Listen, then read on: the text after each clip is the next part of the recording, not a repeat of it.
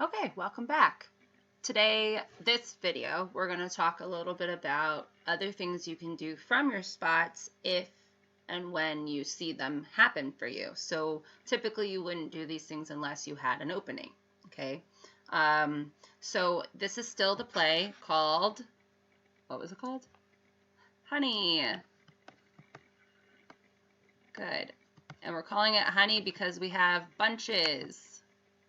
So I'm just going to go back over where things are. So when you hear your coach yell, honey, if you have the ball, you can give it to someone else, or you can say, I'm X1.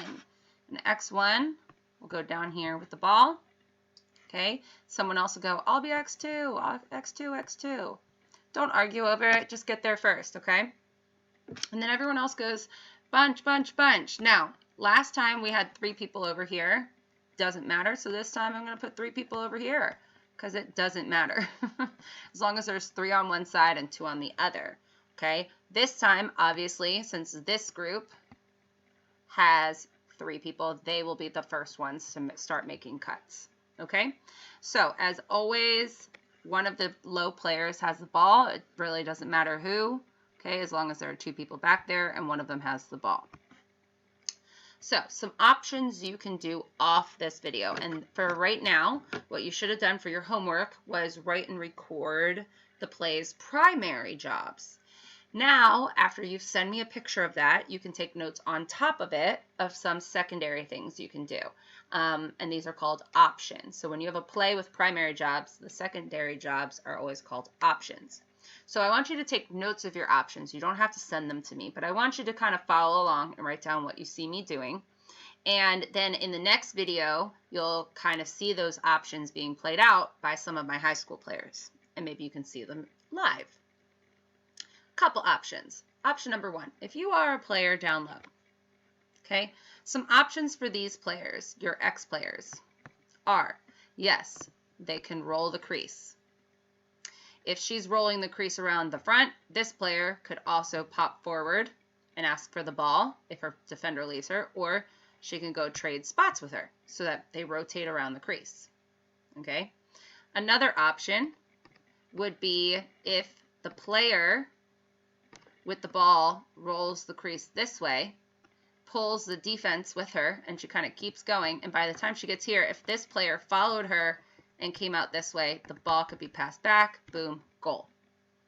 Okay, so this is what we call crease options.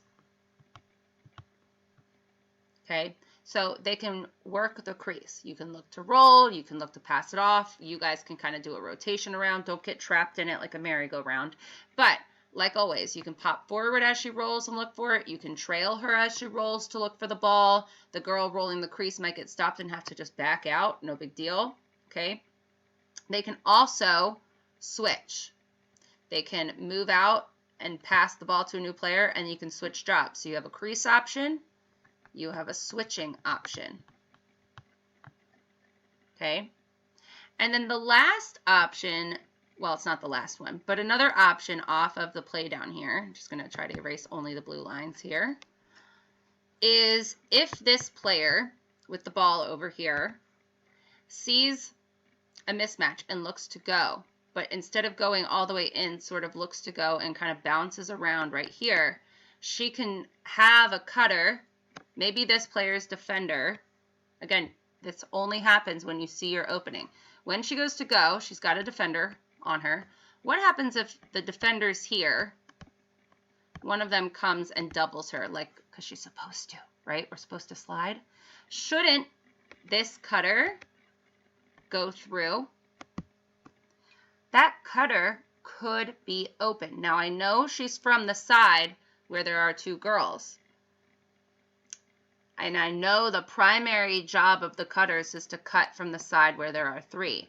But remember, this is an option if you see it. Okay? So if this player, X1, is looking to roll the crease, and this cutter, let's just call her X3 and X4 for right now. If X3's defender leaves her to go double the ball, X3 should cut through because she's going to be open. If she's not open, that's because the defender from X4 went with her, so X3 should cut all the way through, and now who should cut? Who's wide open? Because the defender from X4 left. X4 should cut. So what's happening is if a defender leaves a stack and goes down to defend the crease roll, these girls need to cut one at a time because they might be open. There's a missing defender from that group. If there's a missing defender, someone is open.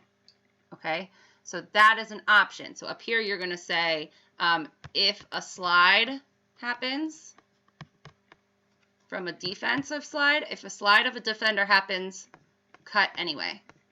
So even if you are not in the stack of 3, you should cut anyway. You can always rebalance it out later, okay? But make sure you cut all the way through if you aren't used.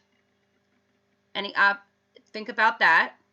You have some crease and switches from the X1s and X2s. Some options for these X players up here is to go if a defender is sliding away from you. That means you might be open. Okay? That often happens a lot from the other side. Okay, so the X2 player down here, if she has the ball, this is a really great place to have an unbalanced situation. Okay, so let's say X5 and X6 are sitting over here, and they each have a defender. We'll call them letters. Here's defender A, here's defender B, here's defender C. If X2, same situation, looks to roll the crease and go to goal, and the defender B, defender A is doing her job, defender B comes down and does her job, what should X5 do? X5 should cut through. She's probably open and can get a pass, and then she can score. If she's not open, it's because defender C went with her, which means now X6 is open, and then maybe she can get the pass and a goal. And what's really cool, if she cuts and her stick is out in front of her, that's her right hand. Kind of cool. All right, those are some options so far. One last kind of option for some of you that haven't thought about it yet is if you notice X1, X2, here's a bunch of kids, here's a bunch of kids, 2 bunches of honey. If you notice, I had the ball, let's say X1 has the ball right now, and I had you on your cuts, sort of bopping around, going, who, you, oh, it's me, and then you cut down, and your stick is out in front of you, so it would be your left hand right now. That means you came up kind of off the top side of the cut, but that doesn't mean this player on this end can't cut down towards the ball, because again, the only direction that I told you you have to go is down, and cut near side with their stick on the outside hand. Okay, so a lot of you are going to feel like you have to cut around the top, down and up, but what if you cut down and under and then up? So options for these people, another thing you can add to your notes is cutting over or under. So you don't always have to just come up off the top. You can come off the bottom of the group, okay? And I want to point out, I'm telling you, you can use either hand if it's open. Okay, you don't want to be here asking for it in your right hand if the defender's right there. So the next option you need to think about, or rule really, is whichever side you cut from, use the open hand. Your open hand is the one that's the farthest away from a defender. Okay? Now, there are other options that I think will be easier for you to watch in the video. You'll see good timing from these high school kids. You'll see good communication from these high school kids. So what I'm going to ask you to do, like I said, all the notes that you just took on here do not have to be given to me. Just take notes. But when you go to watch the next video of the high schoolers, you'll hear me talking again, but I had recorded this for my high schoolers this year, so I might go a little too quickly. But what I want you to watch for, regardless of what I'm saying in the video, what I want you to watch for is their timing. Okay, when do they cut? How quickly do they cut? Their speed, are they just trotting through the middle or are they sprinting through the middle? Okay, how quickly are they setting up the play? Did they wait or did they just get down there and do it? Where are their hands when they cut? Are they in their leading hand, in their backhand? Is it away from the defender like we just talked about? And general movement. Are they always moving or is someone standing still? Okay, I told you in the last video, you got to be moving. So my last point before we move on, because you're looking for movement, speed, hand placement, and timing in the next video. What I want to tell you one final thing is, there is never a reason to feel trapped.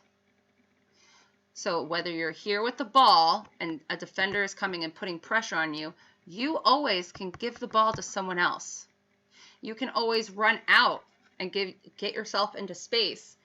You do not have to feel, just because you called yourself X1, you do not have to feel like you have to stay there. You can run away, get out in the open, another teammate might pop out, and you can pass the ball to her.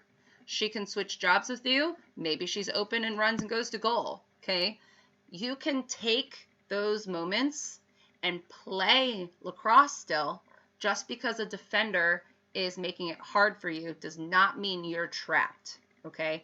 These plays are here to give you some rules so that all of this 8 is free cutters. We want it to be free of people so that the cutter is open. Notice everyone's outside of it unless they're cutting through. So yes, there are certain rules that I want you to try to follow, those primary jobs, but don't ever get yourself trapped just because you said you were the feeder. Okay, now moving on to the next video, please watch the high schoolers play. Listen to what I say about the 3 different types of ways they used it, because they use it really well. In fact, we stayed in this play the entire game and it frustrated the other team beyond belief. We ended up winning. It was a really close game. But last thing again, looking for how they move. Are they moving all the time? How quickly did they set up the play? When were their passes made? How quickly are they cutting through? And where were their stick placements when they made those cuts? Okay? All right. Good luck.